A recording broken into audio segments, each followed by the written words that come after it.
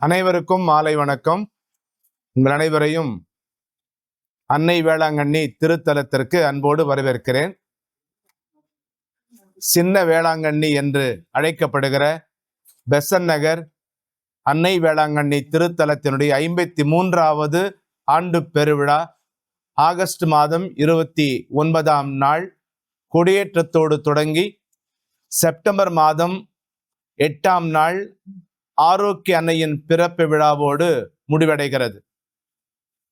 1972ஆம் ஆண்டு மிக சிறிய அளவிலே தொடங்கப்பட்ட இந்த திருத்தலம் இன்றைக்கு பல ஆயிரக்கணக்கான ஏன் லட்சக்கணக்கான மக்கள் வந்து போகிற ஒரு திருத்தலமாக வளர்ந்திருப்பதை நினைத்து பெருமைப்படுகிறோம், மகிழ்ச்சி அடைகிறோம். ஆகஸ்ட் மாதம் 29ஆம் தேதி வெள்ளிக்கிழமை மாலை 4:45 மணிக்கு கொடி பவனியானது நடைபெறும்.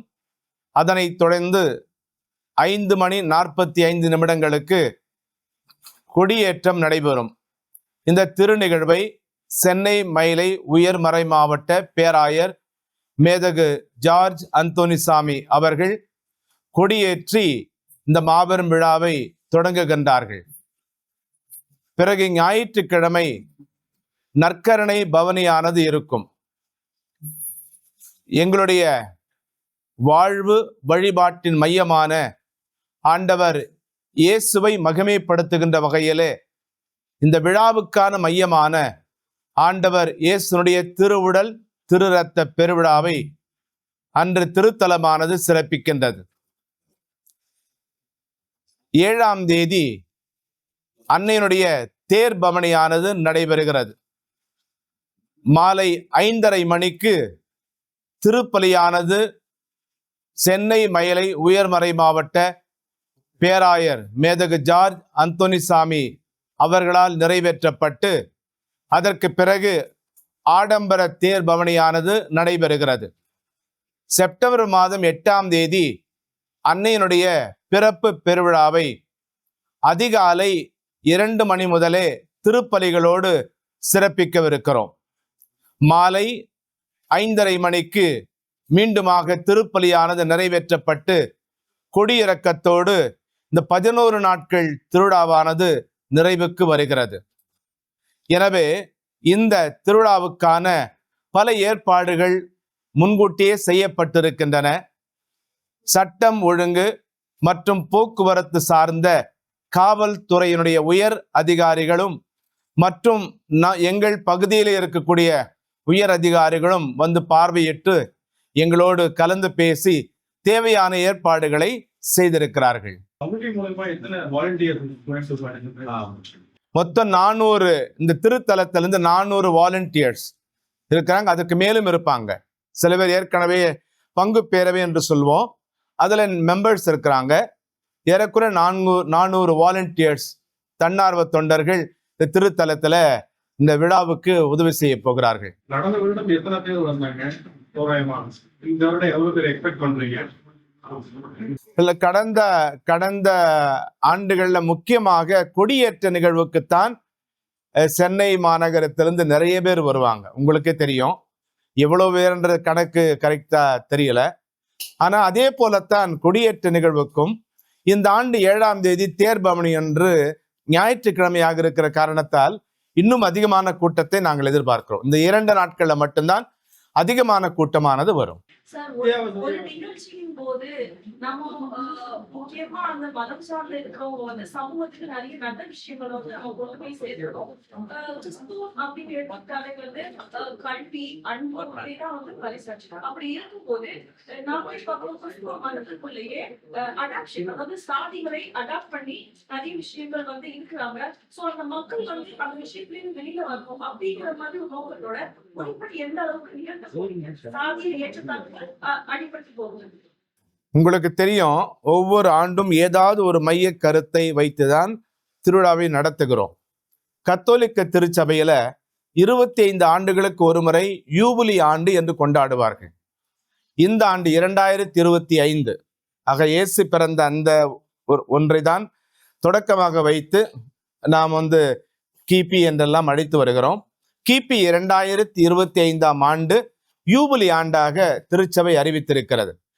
இதற்கு கொடுத்திருக்கக்கூடிய ஒரு மைய கருத்து என்னவென்றால், நம்பிக்கையின் திருப்பயணிகள். நம்முடைய திருத்தல விழாவுக்கு ஏமாற்றம் தராத எதிர்நோக்கு, ஏமாற்றம் தராத நம்பிக்கை என்கின்ற மைய கருத்தை நாங்கள் எடுத்திருக்கிறோம். இந்த மைய கருத்தின் அடிப்படையில் தான் ஒவ்வொரு நாளும் வெவ்வேறு தலைப்புகளில வரக்கூடிய ஆயர்களும் வரக்கூடிய குருக்களும் பேசுவார்கள். கண்டிப்பாக வெறும் மதம் சார்ந்த அல்லது பைபிள் சார்ந்தது மட்டும் பேசுவதில்லை. வழக்கமாக அதில் நமக்கு நாம் என்ன செய்யணும், சரி அன்னை மரியாள் இப்படியெல்லாம் செஞ்சாங்க, இயேசு இப்படியெல்லாம் செய்தார், நாம் என்ன செய்ய வேண்டும் என்பதை அன்றைக்கு வரக்கூடிய குருக்கள் அவர்கள் அதை பற்றியும் அந்த சிந்தனைகளை நமக்கு அளிப்பார்கள். காரணம் என்னவென்றால், இந்த அன்னையின் திருத்தலத்திற்கு எந்த மதம் ஜாதி இந்த சாயல் இல்லாமல் எல்லா மக்களையும் வரவேற்கிற ஒரு திருத்தலமாகவே இருக்கிறது. காலை 5 மணி முதல் இரவு 9 மணி வரையிலும் மக்கள் அங்கு வருகை தந்த வண்ணமாகவே இருக்கிறார்கள். அதனால அப்படிப்பட்ட சமூகம் சார்ந்த கருத்துக்களையும் வரக்கூடிய ஆயர்களும் அருட்தந்தையர்களும் அதை பற்றி சொல்வார்கள்.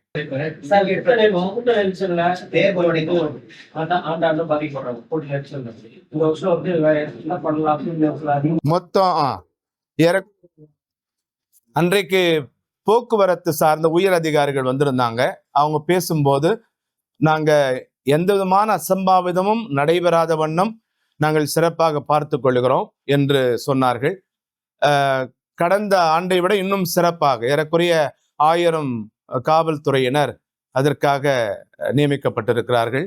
இன்னும் தேவைப்பட்டால் செய்வார்கள். நான் சொன்னது போல அந்த 2 நாட்களும், அதுவும் குறிப்பாக கொடியேற்றத்தின் போதுதான் அதிகமான கூட்டம் இருக்கும். அத்தகைய போக்குவரத்து ஏற்பாடுகளை எல்லாம் காவல்துறை அதிகாரிகள் செய்து கொண்டிருக்கிறார்கள். என்னன்னா, ஆலயம் தேவாலயத்துக்கு முன்னாடியே வந்து இந்த கூட்ட நெரிசல் இருக்கு. நிறைய கூட்ட நெரிசல் போன ஆண்டுகள் வந்து தடுப்பு போட்டு நம்ம போகிறதுக்கு ஒரு வழியும் வரதுக்கு போட்டுருந்தோம். அதையும் மீறி நம்ம பார்த்து இடிச்சுட்டு போயிட்டு உடச்சிட்டு போயிட்டாங்க. அது மாதிரி கெடுபிடிகள் இல்லாம, தள்ளுமுள்கள் இல்லாம என்ன பண்ணலாம், என்ன பண்றதுக்காக இல்ல. ஒன்று, நம்முடைய திருத்தலம் சார்பாக காவல்துறையினர் நம்ம கேட்கக்கூடிய எல்லா உதவிகளையும் செய்கிறோம். காவல் கோபுரங்களையும் அமைத்திருக்கிறோம். காவல் கோபுரங்கள் ஏறக்குறைய 5 அமைத்திருக்கிறோம். இங்கேயும் 2 இருக்கும். ஆலய வளாகத்தில் 2 காவல் கோபுரங்கள். அது தவிர கண்காணிப்பு கேமராக்களும் கேட்டிருக்கிறார்கள். எவ்வளவு வேண்டும் என்று கேட்டிருக்கிறார்களோ அவளையும் நாங்கள் கொடுத்திருக்கிறோம். இப்ப காவல்துறையினர் அவர்கள் செய்ய வேண்டிய பணியை செய்கிறார்கள். எங்க தரப்புல எங்களுடைய முழு ஒத்துழைப்பையும் தருகிறோம். மக்கள் தான், வரக்கூடிய மக்கள் தான் இதை புரிந்து கொண்டு கொஞ்சம் எல்லாரும் பார்க்கணும் ஆசைதான். எல்லாரும் பாதுகாப்பாக இருக்கணும், எந்த விதமான அசம்பாவிதம் நடக்கக்கூடாது. அதை நாம் சில நேரங்கள் தடுக்க முடியாது. எல்லா 1000 பேர் பத்தாது, இந்த கூட்டத்துக்கு 1000 காவல்துறையினர் பத்தாது.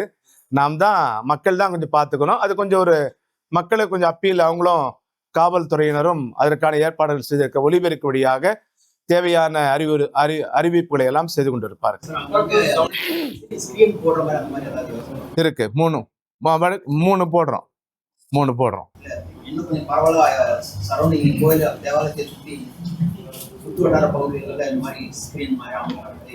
இங்க ஒரு 3 போடுகிறோம். இங்க மட்டும், ஏன்னா மற்ற வெளி இடத்துல போட முடியாது, வர முடியாது.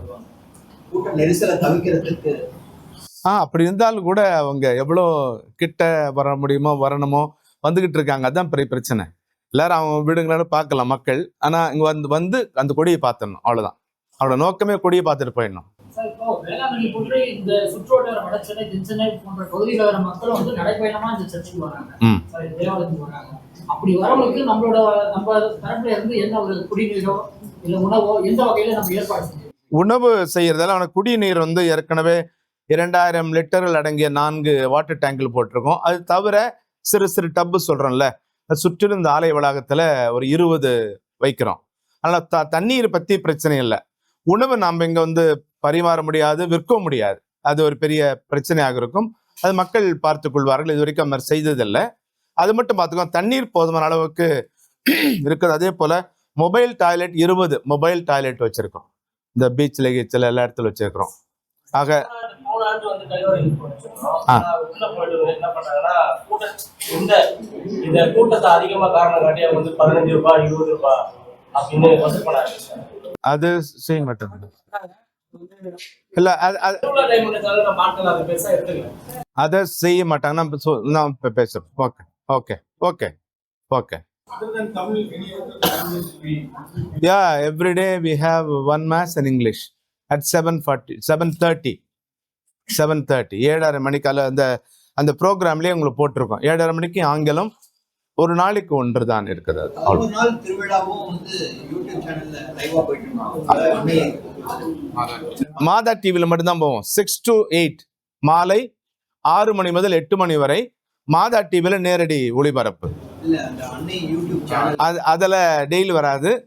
கொடியேற்றம், அந்த சில நிகழ்ச்சிகள் காட்டுறது, தேர் பவனி அது காட்டு. ஏன்னா அது வந்து மாதா டிவி வராது, அதனால அந்த மட்டும் அன்னை விளங்கு காட்டணும். when we use that footage, ஏன்னா ஏமா அது வந்து எங்களோட மீடியால can we use that footage? அது தெரியல. ஏன்னா அது மாதா டிவி சம்பந்தமானது நமக்கு தெரியல.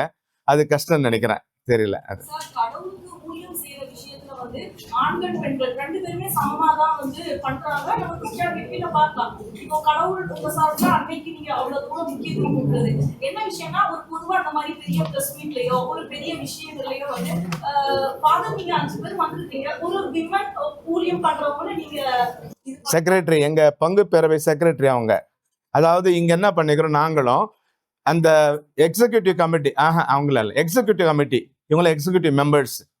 பெரிய கும்பல் வச்சுட்டோம்னா உங்களை மாதிரி நாங்களும் இவங்க பெரிய கும்பலா பண்றதுக்காக நாங்க வந்து ஏறக்குறைய ஒரு 60-70 பேர் இருக்கிறோம். எல்லாரும் இங்க வைக்க முடியாது. அதனால எக்ஸிக்யூட்டிவ் மெம்பர்ஸ் மட்டும்தான் இங்க வந்து இருக்கிறாங்க.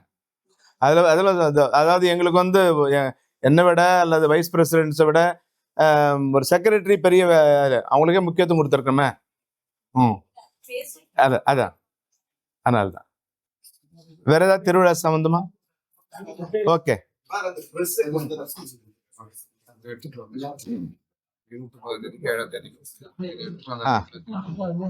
29ஆம் தேதி 7ஆம் தேதி இந்த பிரஸுக்கு இந்த பாஸ் கொடுத்துருக்காங்க. தயவு செய்து இதை கொண்டு வாருங்கள். ஏன்னா அப்பதான் உங்களுக்கு உள்ள அனுமதி கிடைக்கும். நல்லா கொஞ்சம் பார்த்துங்க, நல்லா செய்யுங்க. நீங்க செய்கிற அந்த பணிக்கு இந்த நடக்கிற நிகழ்வுகளை எல்லாருக்கும் போகிற அளவுக்கு பரவலாக்குறீங்க. உங்கள் அனைவருக்கும் உங்களுடைய நன்றியை தெரிவித்துக் கொள்கிறேன். God bless you.